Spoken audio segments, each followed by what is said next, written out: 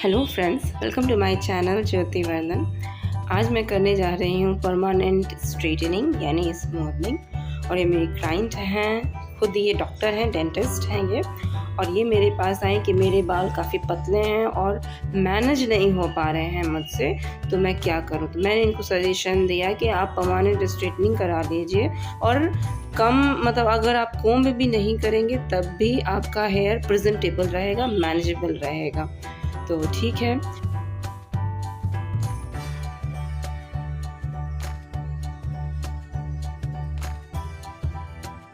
तो इनका हेयर आप देख रहे हैं, कर्ली हेयर है, प्लस इनके हेयर में आप ऑरेंज टिंट भी देख रहे होंगे, ऑरेंज कलर सा। तो ये खूब हीना लगाती थी, अपने स्कूल डेज से लगाती रही थी। और इनका हेयर भी मैं आपको दिखा रही हूँ। ये देखिए, इनके हेयर में काफ़ी ग्रेज है, लगभग 60-70% इनका हेयर ग्रे है और हिना की वजह से ऑरेंज कलर का इनका हेयर हो चुका है। काफ़ी रफ एंड ड्राई डैमेज, मैं अपना फिंगर इनके हेयर के अंदर डाल रही थी तो वो फिंगर फंस जा रहा था, इतना ज़्यादा वो ड्राई था और टूटे टूटे से हेयर थे। तो इस वजह से ये खुद भी मैनेज नहीं कर पा रही थी। तो सबसे पहले तो इनके हेयर को मैंने वॉश किया शैम्पू से, और शैम्पू से करने के बाद 100% यहाँ पर ड्राई कर लिया, ऑलमोस्ट 90% यहाँ पर ड्राई कर लिया क्योंकि काफ़ी बाल पतले थे।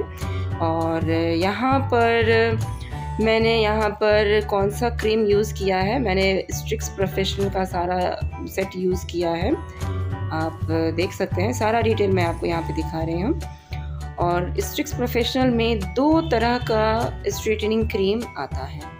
एक होता है इंटेंस और नंबर से वो 0 कहलाता है, 0 नंबर उसको दिया गया है, इंटेंस हो गया ये। दूसरा होता है माइल्ड। तो इनके हेयर पर मैंने इंटेंस यूज़ किया है, माइल्ड नहीं यूज़ किया है। अब आप सोच रहे होंगे, अगर आपको ज़रा सा भी इसका नॉलेज होगा कि किस हेयर पर कौन सा स्ट्रेटनिंग क्रीम यूज़ करना चाहिए, तो शायद आपके मन में ये क्वेश्चन आएगा कि इनका हेयर तो काफ़ी पतला है, तो फिर मैम ने इंटेंस क्यों यूज़ किया, माइल्ड यूज़ करना चाहिए था। लेकिन नहीं, अब यहाँ पर मैं इसी का आंसर मैं आपको दे रही हूँ कि इनका हेयर पतला तो था, बट इनके हेयर पर हिना कोटिंग था, हिना खूब सारा लगा हुआ था। तो माइल्ड से काम नहीं चल पाता, बहुत ज़्यादा समय लग जाता, ब्रेक नहीं हो पाता। यहाँ पर बॉन्ड्स को ब्रेक भी तो करना होता है, रिलैक्स करना होता है, तो वो चीज़ नहीं हो पाता। तो इसलिए मुझे यहाँ पर इंटेंस यूज़ करना पड़ा। और यहाँ पर चूँकि इनके बाल पतले हैं, क्वांटिटी वाइज कम भी हैं, तो मैंने फटाफट यहाँ पर काम किया। थोड़े मोटे मोटे सेक्शंस मैंने लिए हैं यहाँ पे, और अच्छे से इमल्सिफाई करते हुए मैंने यहाँ पर ऊपर की तरफ से हेयर पे मैं लगा रही हूँ और नीचे मैं इमल्सिफाई करते हुए पहुँचाने की कोशिश कर रही हूँ, और देन उसको रेस्टिंग के लिए मैं छोड़ दे रही हूँ। ध्यान रहे, ये जो फर्स्ट क्रीम होता है, इंटेंस हो या माइल्ड हो, जो भी फर्स्ट क्रीम होता है, उसको स्कैल्प से 1 इंच छोड़ के यूज़ करना होता है। ये स्कैल्प में नहीं जाना चाहिए, स्किन पे नहीं जाना चाहिए। आप नोटिस कर रहे होंगे कि मैंने भी ग्लव्स पहना हुआ है, मैं यहाँ पर खुले हाथों से मैं यहाँ पर इस क्रीम को यूज़ नहीं कर रही हूँ, अदरवाइज़ हाथों में बहुत स्ट्रॉन्ग इरिटेशन होने की संभावना होगी, तुरंत ये पता चलने लगता है। ठीक है, तो स्किन से यानी स्कैल्प से 1 इंच छोड़ के आपको लगाना है। और फ्रंट वाला ये जो मैं आपको दिखा रही हूँ साइड सेक्शन, बस इसी तरीके से अप्लाई करना है। सबसे पहले तो आपको सेक्शन कर लेना है, जाहिर सी बात है, और पीछे की तरफ से आपको स्टार्ट करना है। आप आगे की तरफ से कभी भी फर्स्ट क्रीम एप्लीकेशन कभी भी स्टार्ट मत कीजिएगा, क्योंकि आगे का जो होता है वो बहुत जल्दी वो डेवलप हो चुका होता है, प्रोसेस्ड हो चुका होता है। तो फिर बाद में वो ओवर प्रोसेसिंग हो जाएगा, फिर हेयर फॉल हो जाएंगे, ब्रेकेज प्रॉब्लम आएगी बाद में, क्लाइंट को बाद में आएगी। तो कहते हैं ना कि कुछ लोग कहते हैं कि स्ट्रेटनिंग कराया और काफ़ी बाल टूटने लगे, तो यही सारे रीजंस होते हैं। रॉन्ग प्रोसेस और रॉन्ग सेक्शन चुनने से भी हेयर डैमेज ही होता है, तो ये आपको ध्यान रखना होगा। ये देखिए, फर्स्ट क्रीम एप्लीकेशन हो चुका है, और साइड वाला जो हेयर है, ईयर टू ईयर सेक्शन, ये भी मैंने आपको यहाँ पे बता दिया कि कैसे यूज़ करना है, इस पर कैसे लगाना है। आपको उनके कान की तरफ से खड़े होना है, एक साइड से खड़े होना, लेफ़्ट साइड से या राइट साइड से, और देन उसमें क्रीम अप्लाई करना है। और फिर थोड़ा थोड़ा क्रीम आपको मतलब 1 इंच छोड़ के स्कैल्प से और अच्छे से वहाँ पे एक लेयर बिठा देना है बस। और इस तरीके से ये सारा एप्लीकेशन हो चुका है, बट लास्ट में कहीं से कोई छूट ना जाए और वहाँ पर मैं एक लाइन क्रिएट कर रही हूँ। आप देख रहे होंगे स्कैल्प से लगभग 1 इंच या आधे इंच छोड़ के, आधा इंच भी आप छोड़ सकते हैं। मतलब अगर आप बिगनर हैं तो आप 1 इंच छोड़िए, और अगर आपको प्रैक्टिस धीरे धीरे हो रहा है तो आप आधा इंच छोड़ सकते हैं।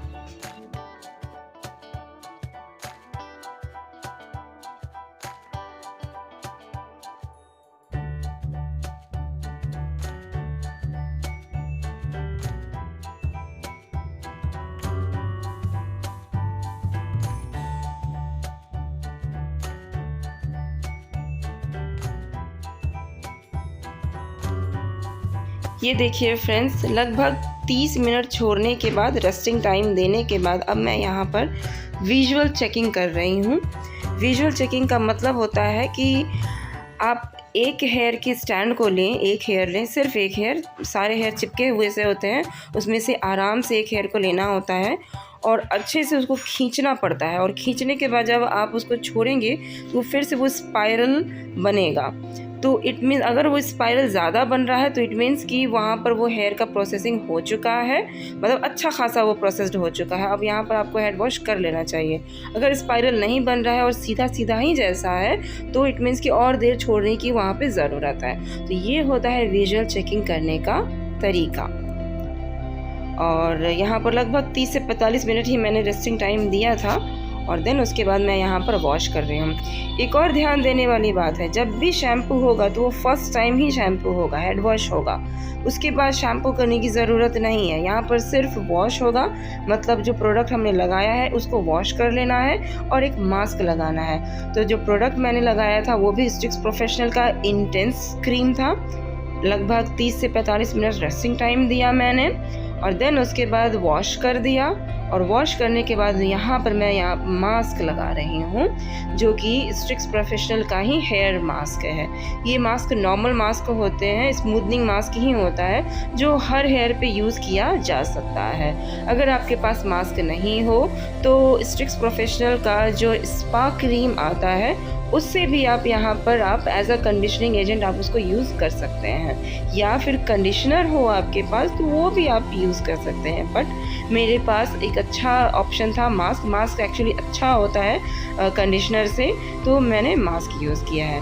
क्या रिक्वायरमेंट है मास्क यूज़ करने की? मास्क यूज़ करने से क्या होता है कि आपके हेयर में शाइन आता है, काफ़ी सॉफ्ट सा फीलिंग आता है, प्लस एक लेयर भी वो क्रिएट करता है। क्योंकि अब इसके बाद हमें ड्रायर करना है, आयरनिंग करनी है, तो उसके ऊपर एक लेयर भी क्रिएट करता है जिसकी वजह से हमारा बाल फिर डैमेज नहीं होता। तो ये छोटी छोटी चीज़ें हैं जो कि आप अगर आप यूज़ करते हैं तो आपका हेयर ना सिर्फ अच्छा सर्विस होगा इसमें, बल्कि शाइन भी होगा, स्ट्रॉन्ग भी बनेगा और इसमें बहुत अच्छा रिजल्ट आएगा। तो ये देखिए,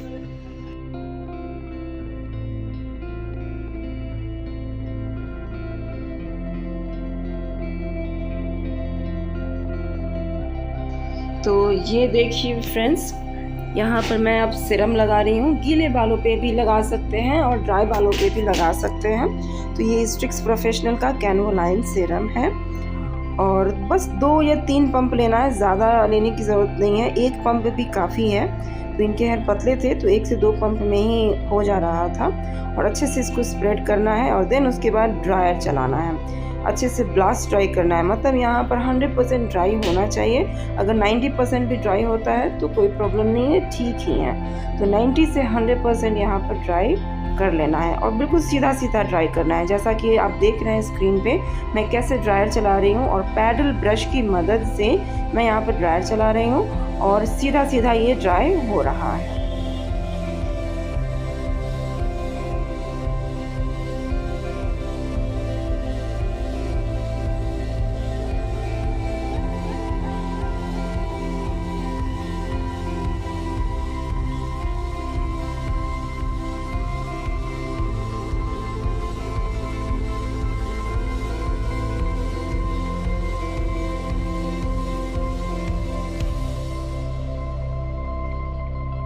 ड्रायर से अच्छे से ड्राई कर लेने के बाद मैंने फिर से यहाँ पर सीरम यूज़ किया है, वही सेम सीरम कैनवोलाइन का, स्ट्रिक्स प्रोफेशनल की तरफ से है वो।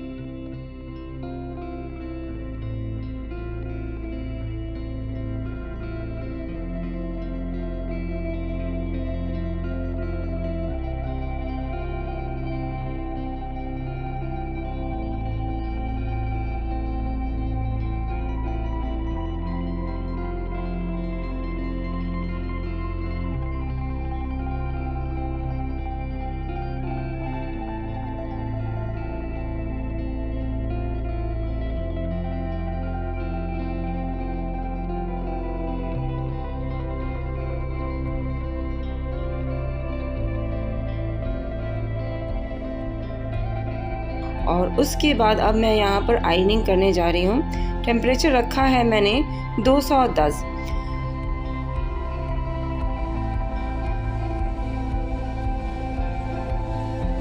व्यूवर्स मुझसे अक्सर पूछते हैं कि आप कौन सा स्ट्रेटनर यूज़ करती हैं, तो मैं यहाँ पर वाइज़र का स्ट्रेटनर यूज़ करती हूँ। बहुत अच्छा ये स्ट्रेटनर है और ये स्ट्रेटनर कम कर्लर भी है, क्योंकि इसके दोनों ही साइड में थोड़े से कर्व बने हुए हैं, तो ये मुझे कर्ल्स में भी इससे करने में आसानी होती है और बहुत अच्छा स्मूथ कर्ल्स निकलता है, या फिर सेमी स्ट्रेट और सेमी कर्ल्स भी इससे बहुत ईजीली क्रिएट हो जाते हैं।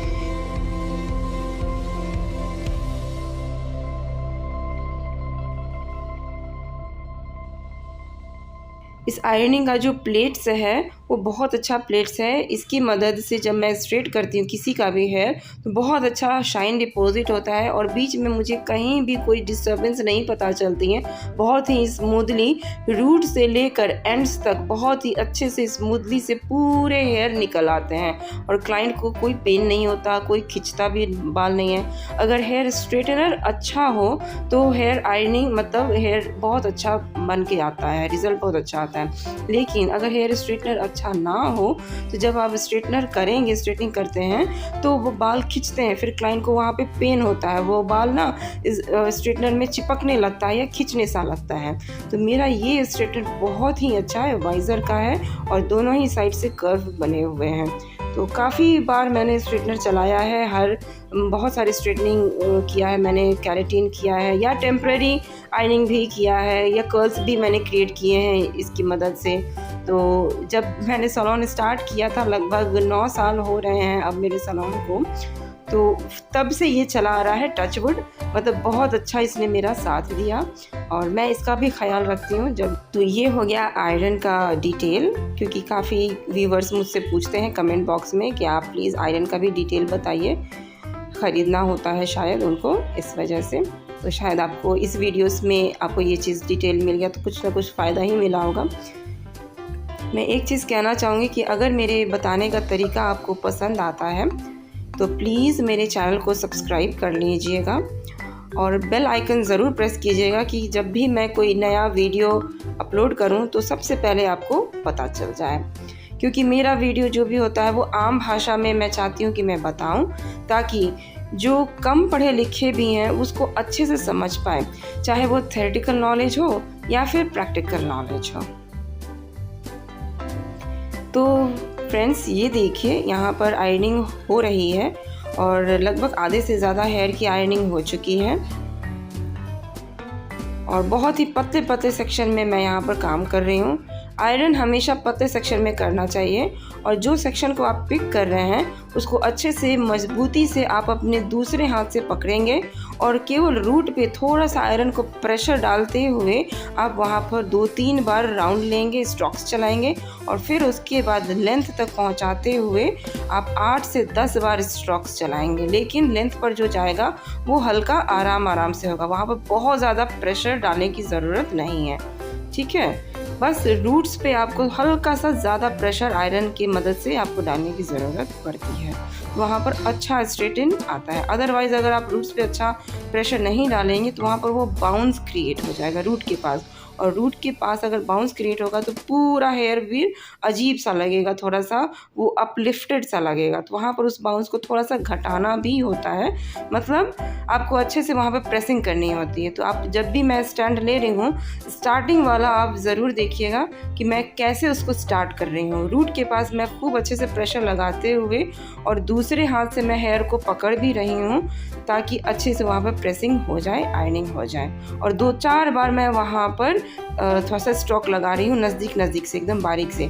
और हाँ, जब मैं वहाँ पर स्ट्रोक लगाती हूँ रूट के पास तो इस बात का मैं ज़रूर ख्याल रखती हूँ कि हीट की वजह से क्लाइंट की स्किन पे वो हीट ना पहुँचे, मतलब उसे तुरंत जलन भी हो सकती है। लेकिन बहुत फास्टली मैं वहाँ पे काम करती हूँ, इस वजह से वहाँ पे हीट नहीं पहुँचता और बिल्कुल सेफली यहाँ पे स्ट्रेटनिंग हो जाती है। तो ये देखिए फ्रेंड्स, अब आयरनिंग हो चुकी है, बट ये फाइनल रिज़ल्ट नहीं है।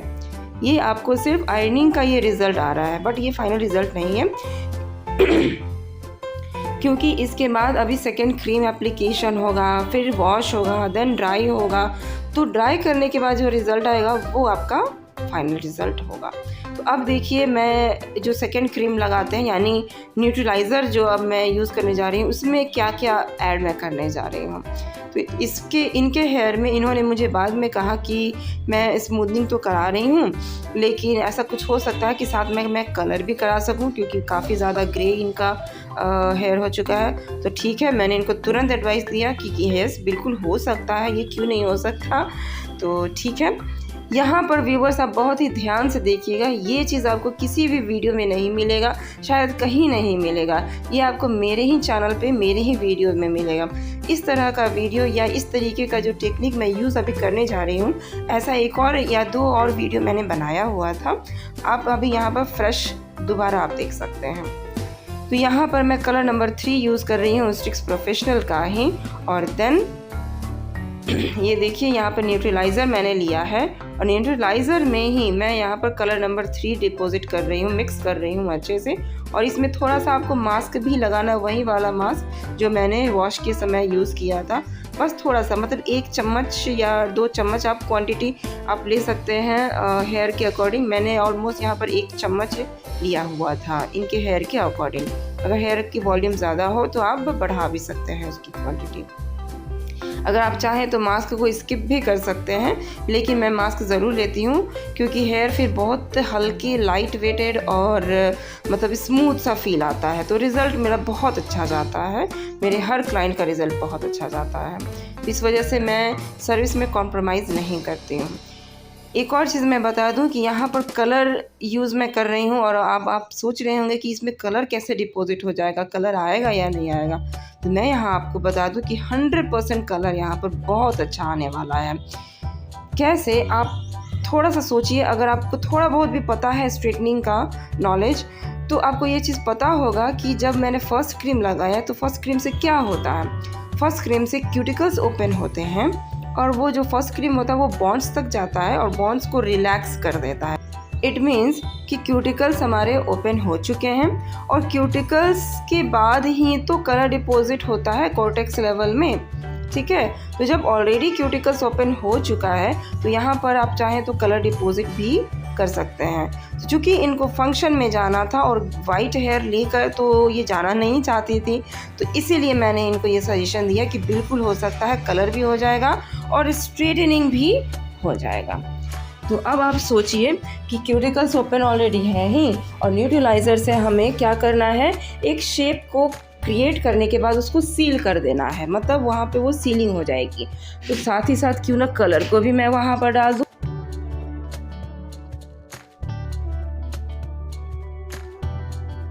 तो ये देखिए फ्रेंड्स, यहाँ पर न्यूट्रलाइज़र भी एप्लीकेशन ऑलमोस्ट हो चुका है, आधे से ज़्यादा हेयर हो चुके हैं और फटाफट यहाँ पर एप्लीकेशन मैं कर रही हूँ।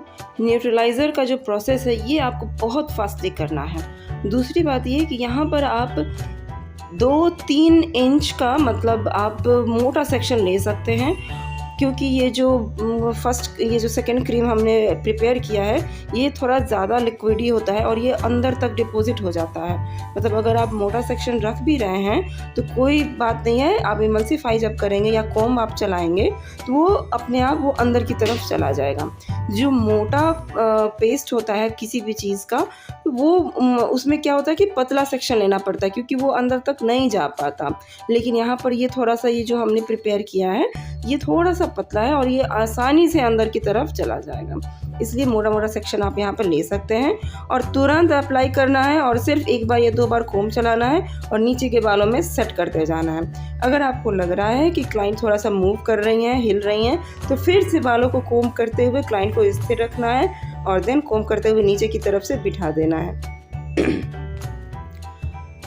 तो बस इस तरीके से ही आपको यहाँ पे न्यूट्रलाइज़र करना है। न्यूट्रलाइज़र का मतलब क्या होता है? न्यूट्रलाइज़र का मतलब होता है न्यूट्रलाइज़ कर देना। मतलब ये जो हमने फर्स्ट क्रीम अप्लाई किया है वो काम अभी तक कर रहा है, चाहे हमने वॉश भी क्यों ना कर दिया हो, बट तब भी वो चूँकि उसके अंदर मौजूद है, वो क्यूटिकल्स ओपन होने के बाद वो क्रीम वहाँ पर मौजूद है तो वो अपना काम कर रहा होता है, कहीं ना कहीं वो थोड़ा थोड़ा वो अपना काम कर रहा होता है और हेयर हमारे वहाँ पर रिलैक्स्ड हुए रहते हैं।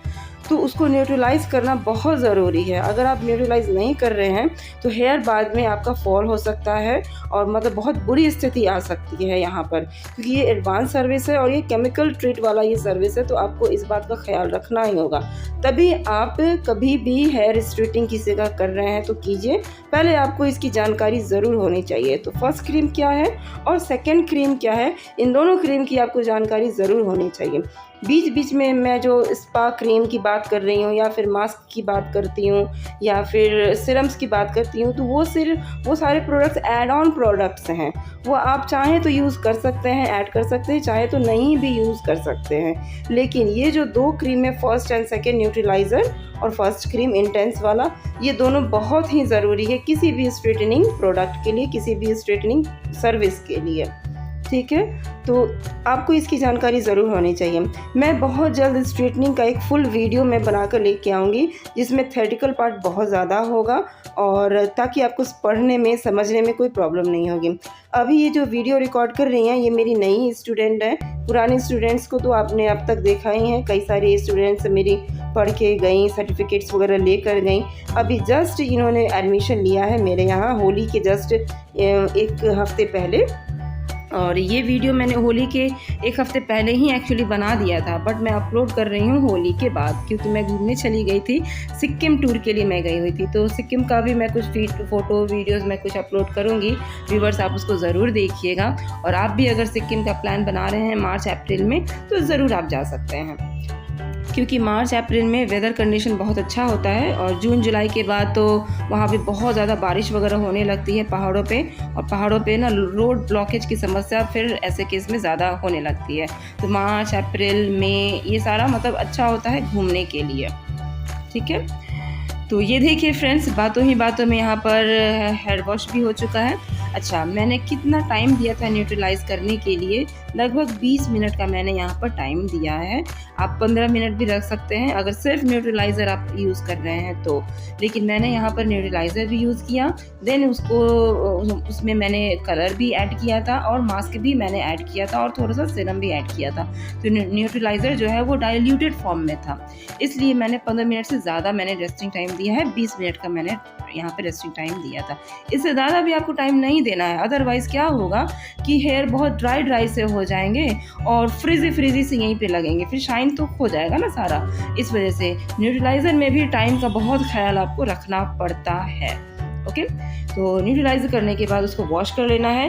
फ्रेंड्स, यहाँ पर एक बार मैं और बता दूँ कि वॉश करने के समय शैम्पू बिल्कुल यूज़ नहीं करना है। यहाँ पर सिर्फ आपको प्रोडक्ट को वॉश कर लेना है नॉर्मल वाटर से, और देन मास्क एप्लीकेशन फिर से होगा। बस थोड़ा थोड़ा मास्क अप्लाई करना होता है, लगभग 1 चम्मच 1.5 चम्मच, इससे ज़्यादा की ज़रूरत नहीं पड़ती। थोड़ा थोड़ा क्वांटिटी ही अगर आप देंगे तो रिज़ल्ट बहुत अच्छा आपका आ जाता है। लेकिन अगर यही क्वांटिटी आप नहीं देंगे या बिल्कुल आप स्किप कर देंगे तो रिज़ल्ट तो होगा, लेकिन वो बहुत अच्छा पॉजिटिव मतलब शाइनी रिज़ल्ट नहीं होगा, स्मूथनेस वाली रिज़ल्ट नहीं आएगी। ठीक। एक और चीज़ मैं बता दूं, जब भी परमानेंट स्ट्रेटनिंग स्मूथनिंग कुछ कराते हैं तो हेयर स्पा ज़रूर लेना चाहिए लगभग 20 दिन 1 महीने के गैप पे, क्योंकि मेंटेनेंस भी ज़रूरी होता है, अदरवाइज़ फिर हेयर ड्राई वगैरह होने की समस्या आने लगती है, ठीक है। तो हेयर स्पा ज़रूर लेना चाहिए चाहे आप कहीं भी हों। तो यहाँ पर अब ये देखिए वॉश भी हो चुका है और अब मैं यहाँ पर ड्राई कर रही हूँ। यहाँ पर सबसे पहले मैं नॉर्मल ड्राई कर रही हूँ, यहाँ पर हीट वाला मैंने ड्राई नहीं लिया है, अभी कर रही हूँ मैं। और देन उसके बाद जब लगभग 30% नॉर्मल ड्रायर से ड्राई हो जाता है तो उसी में मैं हीट वाला जो स्विच है उसको मैं ऑन कर देती हूँ और देन उसके बाद मैं 100% यहाँ पर ड्राई करती हूँ। आप मेरे ड्राई करने का तरीका भी देखिए, मैं ऊपर की तरफ से नीचे की तरफ मैं जा रही हूँ, मतलब सीधा सीधा यहाँ पर ड्रायर चलेगा। ऐसा नहीं है कि किसी तरीके से चला देना है और नीचे से ऊपर की तरफ उड़ा के चलाना है, ऐसा नहीं होना चाहिए। ड्रायर आपको ऊपर से नीचे की तरफ, जो एयर थ्रो है वो ऊपर से नीचे की तरफ जाना चाहिए, क्योंकि इस वक्त आपके बाल काफ़ी सेंसिटाइज्ड हैं और आपको उल्टी दिशा में नहीं करना है, अदरवाइज हेयर में डेंट आ जाएगा, मतलब हेयर मुड़ जाएंगे और यहीं पर आपको मुड़ा हुआ सा दिखेगा। लेकिन आप देख रहे हैं कि मैं ड्रायर मैंने कैसे चलाया था। और देन लास्ट में अब मैं सीरम एप्लीकेशन कर रही हूँ। मात्र 1 से 2 पंप ही यूज़ करना है और अच्छे से पैडल ब्रश की मदद से या फिर आप अपने फिंगर्स की मदद से सीरम को पूरे हेयर में फैलाइए, अच्छे से डिस्ट्रीब्यूट कीजिए और लास्ट रिजल्ट आप देखिए फ्रेंड्स कि कैसा लगा। फ्रेंड्स मैं फिर से कहती हूँ आपको, अगर आपको मेरे बताने का तरीका अच्छा लगता है तो प्लीज़ मेरे चैनल को सब्सक्राइब कर लीजिए और बेल आइकन ज़रूर प्रेस कीजिए। वहाँ पर आपको जो सामने जो मिरर है वहाँ पर वो मेरी स्टूडेंट आपको दिख रही होंगी, ये वो न्यू स्टूडेंट है, जस्ट होली की 1 वीक पहले उन्होंने मेरे यहाँ ज्वाइन किया है। तो अगर आप भी ज्वाइन करना चाहते हैं तो मोस्ट वेलकम, आप ज़रूर आइए। उन्होंने एडवांस पैकेज लिया है, मतलब बेस पैकेज भी उन्होंने लिया है, बेसिक वाला भी और एडवांस भी, जिसमें इनका ये स्ट्रेटनिंग भी कवर करेगा प्लस मेकअप कोर्स भी उसके अंदर आता है। तो वो चीज़ मैं सारा कुछ उन्हें मैं सिखाने वाली हूँ। तो जब भी मैं उनको कुछ सिखाऊंगी और अगर लगेगा कि वो वीडियो आप तक मुझे पहुँचानी चाहिए तो मैं ज़रूर पहुँचाऊँगी, ज़रूर शेयर करूँगी, ठीक है। तो आप चाहें तो मेरे यहाँ ऑनलाइन कोर्स या ऑफलाइन कोर्स दोनों ही ज्वाइन कर सकते हैं।